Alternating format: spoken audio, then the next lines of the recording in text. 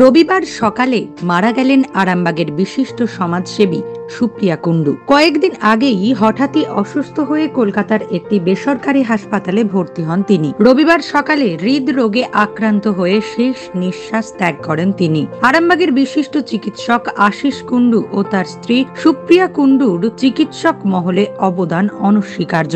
Arambagh link রোডের উপর যে আইএমএ ভবন নির্মাণ করা হয়েছে, সেই বহুমূল্য জায়গাটি আরামবাগ আইএমএ কে দান করেন সুপ্রিয়া দেবী। শুধু এটুকুই নয়, বন্যা থেকে শুরু করে করোনাকালে বহু মানুষের পাশে দাঁড়িয়েছেন তিনি। বন্যার সময় দিনের পর দিন আশিস বাবু ও তার স্ত্রী অন্যান্য চিকিৎসকদের সঙ্গে নিয়ে চিকিৎসা শিবির ও ত্রাণ কার্য চালিয়ে গেছেন। কখনো নদীপথে, আবার কখনো পায়ে হেঁটে জল পেরিয়ে ঘন্টার পর ঘন্টা ঘুরে বেরিয়েছেন ত্রাণ কার্যে। আরামবাগ আইএমএ এর সম্পাদক চিকিৎসক অশোক নন্দী বলছেন, সুপ্রিয়া কুণ্ডু কেবলমাত্র তাদের অভিভাবক ছিলেন না, তিনি ছিলেন মায়ের মতো। যার যখন যা সমস্যা হয়েছে সবেতেই ছুটে এসেছেন তিনি।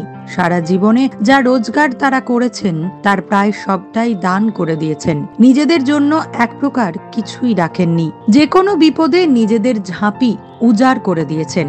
আজ শুধু আরামবাগের চিকিৎসক মহল নয়, বহু মানুষই অভিভাবকহীন হলেন। আজ থেকে 15 দিন আগে সুপ্রিয়া কুণ্ডু মহাশয়ার কোনো রোগ ছিল না, কোনো শারীরিক কোনো ওনার কষ্ট ছিল না। একদিন রাত্রেবেলা, 15 দিন আগে রাত্রেবেলা মাথার যন্ত্রণা অনুভব করেন। সেই রাত্রে ঘুমাতেও পারেননি। যাই হোক, মাথার যন্ত্রণার ওষুধ খেয়ে, যেমন আমাদের সবারই মাথার যন্ত্রণা হয়, প্রথমেই আমরা 2-1টা হয়তো প্যারাসিটামল খাই, উনিও খেয়েছিলেন। খেয়ে পরের দিন সকালবেলা থেকে তীব্র মাথার যন্ত্রণা শুরু হয়, যেটা কোনো ওষুধই কাজ করছিল না। পরে স্ক্যান করান, স্ক্যানে দেখা যায় ওনার মাথার ব্রেনের মধ্যে রক্তক্ষরণ হয়েছে, আর একটা পিটুইটারি গ্ল্যান্ড বলে গ্ল্যান্ড থাকে মাথার ভিতরে, ব্রেনের ভিতরে, সেখানে একটা টিউমার হয়েছে। তারপরেই তৎক্ষণাৎ ডক্টর আশিস কুণ্ডু, ওনার স্বামী, ওনাকে নিয়ে চলে যান RN টেগোর হসপিটালে কলকাতায়। সেখানে ডক্টর অমিতাভ চন্দ্রের আন্ডারে ভর্তি হন। সোমবার দিন, শনিবার দিন, রবিবার দিন নিয়ে গেছেন, সোমবার দিন ওটি হয়েছে। আমি ডাক্তারবাবুর সাথে কথা বলেছিলাম, ডক্টর অমিতাভ চন্দ্রের সাথে। তখনই খুব খারাপ অবস্থায় ছিলেন, অলমোস্ট কোমাটোজ অবস্থায় ছিলেন সুপ্রিয়া কুণ্ডু মহাশয়া।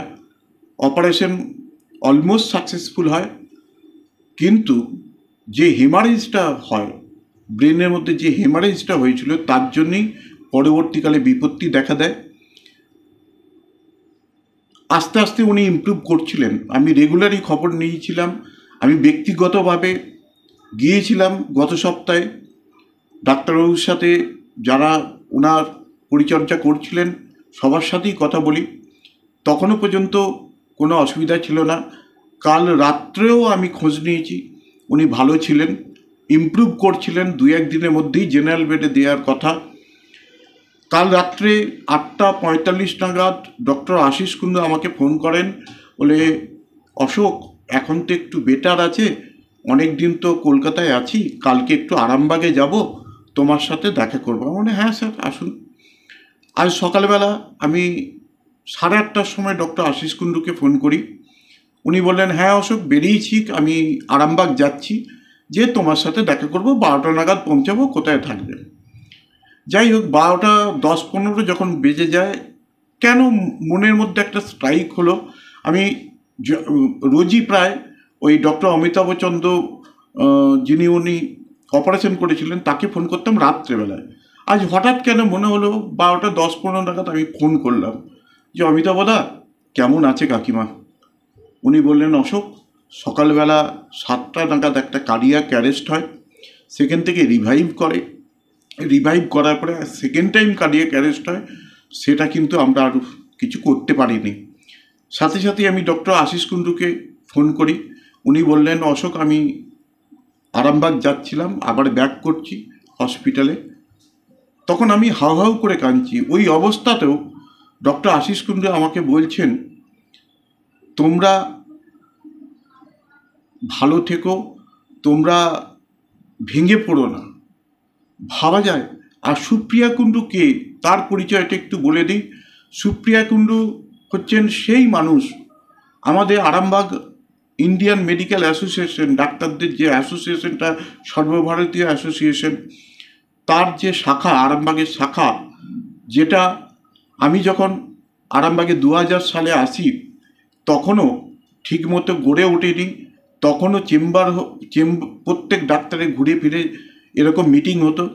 উনি প্রথম ওই জায়গাটা দান করেন, বলে এটার ওই আইএমের ভবন গড়ে উঠুক আমার দেয়া জায়গাটাতে, এবং এখান থেকে আপনারা যেভাবে পরিচালনা করবেন সেইভাবে হয়ে উঠুক।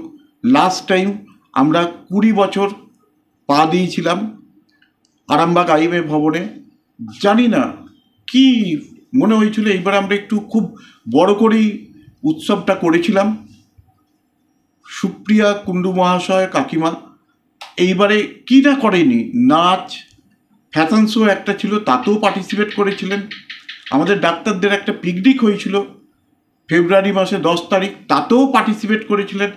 খুব আমোদে মানুষ ছিলেন, ছেলে মেয়ে নেই তো, খুব আমোদ আহ্লাদ মজা করতে ভালোবাসতেন আমাদেরকে নিয়ে। আর একটা পরিচয় সুপ্রিয়া কুণ্ডু মহাশয়ের বলে দিই। একবার বন্যার টানে যখন আমি আরামবাগ আইএমএতে মিটিংয়ে বললাম যে এরকম, সেইবারে বিভৎস বন্যা হয়েছিল, সবাই জানে। ওই সুপ্রিয়া কুণ্ডু মহাশয়া এবং আশিস কুণ্ডু, ডক্টর আশিস কুণ্ডু দুজনে মিলে আমাদের সাথে এখান থেকে 12টা 1টা নাগাদ বেরোতেন, আমরা ফিরতাম ত্রাণ বিলি করে রাত্রিবেলা 2টো 2:30টা। ওনারা তো, আমরা তো খাবার নিয়ে যেতাম, তা সত্ত্বেও বন্যার ত্রাণের যারা দুর্গত মানুষ তাদের জন্যও খাবার নিয়ে গেছেন রেগুলার। যখন আমাদের খুব খাবার খিদে পেয়ে যেত রাত্রিবেলা যখন ফিরতাম, আমাদের জন্য বলতো এই কিছু খেয়ে নাও, তোমরা ফিরে যে এতক্ষণ তোমরা না খেয়ে আছো, কিছু খেয়ে নাও। এই ধরনের মানুষ ছিলেন, মানে কি বলবো।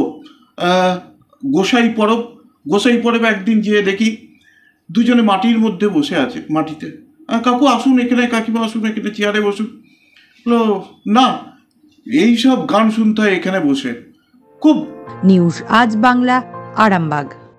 ঘর হবে সেরার সেরা, সবার কাছে মডেল, চিন্তা কিসের, সঙ্গে আছে কেবি মার্বেল। মনের মতো marble, granite, tile, sanitary fittings এর একমাত্র হোলসেল ও রিটেল শপ কেবি মার্বেল। যোগাযোগ 9434059753 অথবা 8918126044।